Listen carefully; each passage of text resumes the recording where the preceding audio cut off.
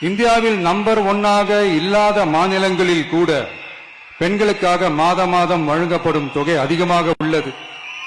ஆனால் நம்பர் 1 மாநிலம் என்று தனக்குத்தானே தம்பாட்டம் அடித்துக் கொள்ளும் வெற்றி விளம்பர மாடல் திமுக அரசில் மகளிர் உரிமை தொகை என்ற பெயரில் வெறும் 1000 ரூபாய் மட்டுமே வழங்கப்பட்டு வருகிறது.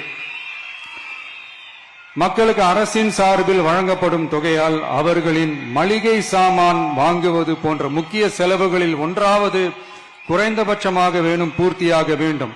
அந்த எண்ணத்தின் அடிப்படையில் யோசித்ததால் நாம் அமைக்க போகும் மக்கள் அரசு இனி 60 வயது வரை உள்ள அனைத்து குடும்ப தலைவிகளுக்கும் மாதம் 2500 ரூபாய்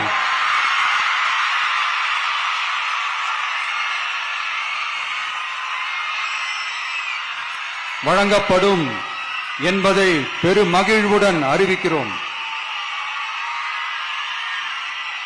இதில் மாநில மற்றும் ஒன்றிய அரசு ஊழியர்களாக இருப்பவர்களின் குடும்பங்களுக்கு மட்டும் விதிவிலக்கு.